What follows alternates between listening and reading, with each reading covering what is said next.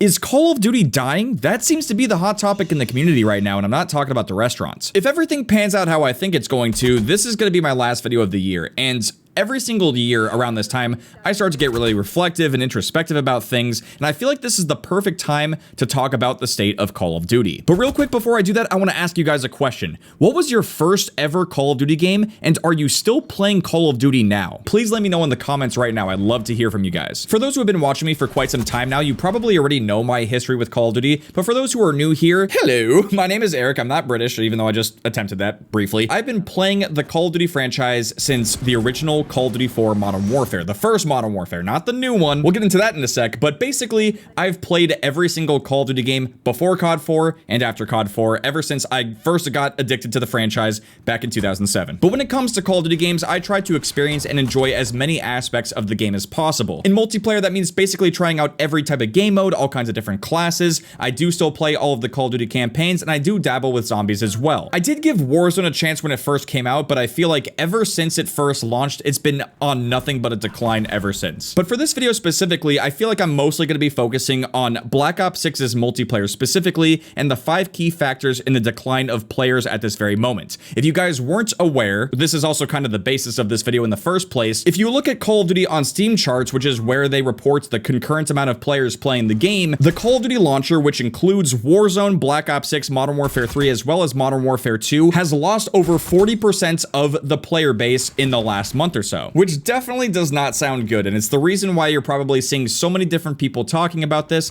and it's the reason I wanted to make this video so I could share my thoughts and opinions on this with you guys. And hopefully with these 5 main points, we can get to the bottom of why the player base is declining and what this means for the future of Call of Duty. The first reason why I believe Call of Duty is bleeding players at an alarming rate is actually just something that kind of happens every single year, and it's not really the fault of the devs or the game or the publisher. It's just stuff that tends to happen no matter what. The first thing is the infamous Call of Duty cycle. At this point in time right now, we are out of the honeymoon phase of Black Ops 6. Most of us have bought the new shiny flashy Call of Duty game, and the flash has worn off. It has started to dull, and for some people, that was it. That was game over. They're done playing this game forever. I do believe that there's a certain percentage of the player base every single year that are looking for one of two things. They're either looking for that new Call of Duty game that is somehow going to top the games of their childhood, and it's going to beat the nostalgia of like the OG Modern Warfare 2 and Black Ops 2, and then it doesn't happen, and then within a month, they're gone. They're not coming back, and they're just going to wait next year to see if the next new Call of Duty game can somehow fill that impossible void. And then there's just the casual players who are going to check out the campaign, maybe play a little bit of zombies. They're probably not going to do the Easter egg. They probably don't even know what directed mode is, but you know they're going to be playing some Black Ops 6 multiplayer. They got to hit level 55. Prestiging, they don't have time for that. They might try to unlock a gold camo for a gun or two, but they're just going to get bored and they're going to stop playing. That, my friends, is the Call of Duty cycle. It's like Thanos. It's inevitable. It's going to happen every single year,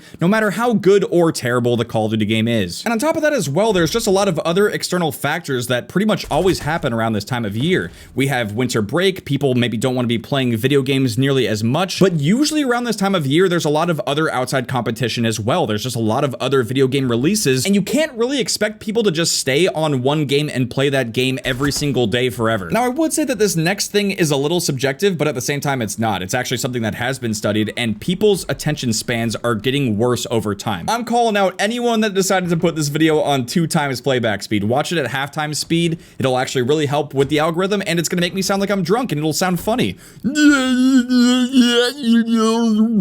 Yeah, watch that at half speed and tell me you're not gonna piss yourself. On top of that as well, the gaming landscape has just changed massively. When I first started playing video games, they just weren't as common in prevalence as they are now, and gaming just as a whole is different, and we do have to eventually, accept that. And the last thing I'm throwing into this bucket is just the fact that people have lives. Sometimes people will play video games, and then other times they'll put them down for months and go have a life. I mean, it just happens. But yes, that is my massive bucket of external factors that I do believe could be impacting the Black Ops 6 player counts at this very moment, but at the same time, this stuff kind of happens every single year, and it's going to impact every COD game going forward as well. The second thing I want to talk about is player confidence and trust being lost. I'm not talking about it being broken. I'm talking about it actually just fully being lost for some people. And just so we're clear, I'm not listing this in any particular order, but I do feel like this one specifically is very important, and it is directly tied to Black Ops 6 right now. Now, when it comes to player confidence, one thing that we used to have back in the day that we have not had for a super long time in Call of Duty is online player counts. We cannot see how many people are playing Call of Duty right now unless you look at Steam. It's the only place where they publicly show the player counts. And when people go to the Steam charts and they blindly believe whatever they're seeing there as basically the entire COD community and the COD player base, they're going to believe that, and they're going to think that everything is done when the truth is that it's not. Steam probably represents the smallest parts of the Call of Duty community, at least for, like, you know, people playing the newest COD game that's out right now. Most people who are playing Call of Duty are playing on PlayStation and Xbox, and since the game doesn't have an in-game player counter, we can't see all those potential hundreds of thousands, if not millions, of people logging on every day to play this game. And that on its own is vastly different compared to what we had growing up with, like, Modern Warfare 2. I remember getting on every single day and seeing that player count saying that there were millions of people online playing this game. Do you have any idea how cool that actually felt to know that you were getting on this game every single day and that there were millions of other people just like you playing this game and experiencing it firsthand? That was so cool back then. We haven't had that for years in Call of Duty, which is honestly just depressing. If you look at what the competition is doing, which they definitely are, but they're not copying this aspect of it for some reason. If you look at Fortnite, if you look at Roblox, I know that Roblox sounds kind of weird, but just hear me out. If you look at those specific mini games, you can see how many people are actively on there and playing, and that just reinforces the player's confidence that this is something that is cool, it's popular, like people want to get on and play it. When you get on Black Ops 6 or Warzone or any of the recent Call of Duty games that stopped showing online player counts, you don't have any confidence that anyone's actually playing this game. You might not even know that anyone's playing the game. I mean, shit, dude, for all I know, if I go back on World at War and I see that there's 100 players online, I think it's right to assume that that's bigger than the current player base because I can't even see it. Now, obviously, that's just hyperbole. I could go to the Steam charts and see that there's roughly 100,000 people still actively playing Black Ops 6 right now, but the point stands. I do not understand why a feature that actually instilled player confidence was removed and it just never came back. It's just flat out stupid. Another decision that has happened in recent years that definitely affected player confidence and trust is the fact that when Modern Warfare 2 2022 came out, there were leaks and rumors that this game was going to have a 2-year life cycle, which meant that Modern Warfare 2 would have been supported for more than just 1 year. This is something that would have never been done before for any Call of Duty game in COD history. And it would have been the first time ever since like the very early days of Call of Duty that they would have taken more than 1 year to finish and polish and then release a new Call of Duty game. But that's not gonna happen. There ain't gonna be any profit loss. Yeah, instead we got Modern Warfare 3 2023. And that decision to release a brand new game instead of making a year 2 DLC, I feel like it really hurts players' trust and their confidence in Call of Duty to finally, you know, change things up and try to do something different. But if you can believe it, there's actually something they're doing right now that I feel like is even worse than not showing online player counts or, you know, kind of duping us into thinking that Modern Warfare 2 is gonna have a 2-year life cycle, and that is the usage of AI in the games that they're making right now. Using AI to assist in the development process and make better games, it doesn't have to be a bad thing, but the way that they're currently handling it right now is terrible. There's absolutely no transparency as to whether or not they used AI to make things in the game, but people have been fact-checking them left and right and showing that they are using AI to make certain things in the game, whether it's emblems, calling cards, you name it, loading screens. I recently just posted a massive project where I unlocked Dark Matter camo for every single gun in Black Ops 6's multiplayer, and someone in the comments section had the audacity to say that I just unlocked a camo that was made using AI. Now, I think it's safe to say that that's not true because it's quite literally just Dark Matter camo from Black Ops 3. But at the same time, I kind of get where they're coming from, and I see why comments like this are going to start happening. When people start to lose trust and confidence in their ability to make these video games in an authentic way, then people just are not going to believe anything that they say. We really do need to be hyper aware of the fact that right now the entire world is in an AI race. People are trying to make the best possible AI that they can. They want to replace people's jobs. But I do think it's really, really important to acknowledge and understand that video games are an art form. And at the current moment, AI is doing a pretty disastrous job of trying to replace actual artists. artists. The art that they make, it's just sourcing from existing art. It's not unique, it's not original, it's not even all that creative, and sometimes it just looks terrible. We need real talented artists, whether it's musicians to make the soundtrack or to work on the sound design for video games. We need real artists who are actually, you know, creating the art itself, the art style, the art direction of these games, the animations and stuff. These are all the things that come together and culminate and make great games. And AI is just not at that point where it's going to compete with the talents of real people and their real original ideas. And I do feel strongly that moving forward, AI should be used as a tool to assist the creative process and not be outright replacing people. People are losing their jobs to AI, and AI doesn't even really deserve it. But next up, we need to talk about post-launch support for this game. I predicted before Black Ops 6 even came out, and some COD players won't understand what I'm saying if they didn't play Modern Warfare 3's multiplayer last year and stuck through it, but that game genuinely had some of the best post-launch support of any Call of Duty game, period. Black Ops 6 is heavily lacking on this front right now. The events that they've released so far are boring, and they're selling the final mastery event rewards in bundles the same day that the event starts. And by the way, going forward, if they continue this trend, I will only be buying those types of bundles for making content, and I will actively persuade you to not buy them so that way you can try to enjoy and play the events and earn your rewards for free. But on top of that, the most recent event, the Archie's Festival Frenzy event, was just straight up broken anyway, and I earned thousands of Archies before the event had even started. There's also no aftermarket parts system like we had in Modern Warfare 3, where we can grind for free every single week and have something to look forward to unlocking. And even though it isn't out yet and we don't have the full details yet, the upcoming Squid Game 2 event in Call of Duty is going to have a premium track for extra paid rewards. So yeah, meanwhile, while all of this over monetization of the game is happening, every part of the COD community, whether it's zombies, multiplayer, or Warzone, are desperately looking and asking for quality of life improvements to the game. From my perspective, I do think that Treyarch has plenty of time to turn things around, get back on track, and address all of these issues head on. The main dev team has most likely been on a well-deserved holiday break, which we've seen happen many times in the past for older Call of Duty games, and this is just an overall difficult time for COD games. It's quite literally COD timing in a nutshell. It's like a perfect storm. The honeymoon phase for the game ends, the devs go on a long break, and in the meanwhile, the game is usually in a broken state for weeks until they get back and fix the things that they need to fix. The real question at hand is, how is Treyarch going to handle this moving forward? Are they going to be a Sledgehammer Games, or are they going to be an Infinity Ward? I'm really hoping that they go down the Sledgehammer Games path and redeem this game that has so much potential. The fourth point I want to talk about is the cheating problem once again. Now, I did make an entire video recently about this, getting really heated about the cheating problem in COD as of lately, particularly reflecting on the issues that Warzone players are going through. And up until this point, I personally have not had any serious or severe issues with cheaters or hackers in Black Ops 6, as someone who primarily plays multiplayer. Well, that all changed last night. One of the first matches I got onto, I think it was a Ransnack game on Skyline, and when I joined into a game where I had 3 other teammates and there were 4 enemies, and this one teammate was just like, kind of moving up and down the stairs, weird, almost kind of like recruit bot behavior. And then my other 2 teammates were AFK. They weren't even playing the game.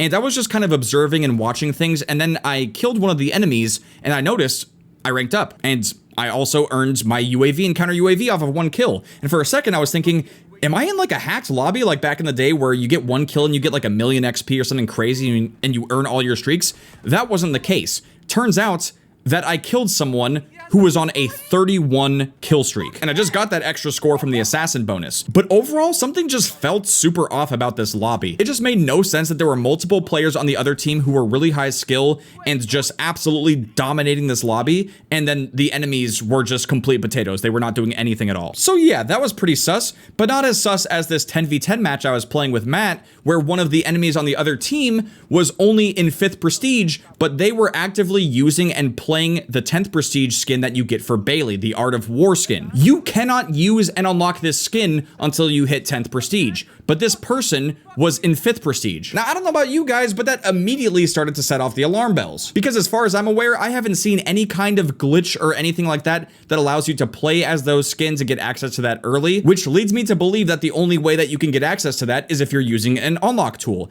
And using an unlock tool is a bannable offense. But if these 2 lobbies haven't convinced you enough, shortly after that game, I was playing on Hacienda, and Matt and I were playing against this guy who was just an absolute demon. But here's the thing. He hadn't prestige sieged a single time. It looked like a relatively new account, and this guy was just flying around the map with a jackal, locking onto us and stuff, pre-firing around corners, and it just made no sense. Like, the entire night that I was playing with Matt, we were just out here trying to quickscope with the new Barrett. We weren't doing anything too crazy. We didn't have, like, insane matches. We were actually doing pretty terribly for most of the night, but we consistently were getting matched up against these players who were just insane. And by insane, I mean sus. A lot of these people just seemed really suspicious, and I have good reason to think that they were actually just cheating the whole time. But what makes this even crazier is that a lot of people's issues with cheating is happening in Warzone ranked play and also multiplayer ranked play.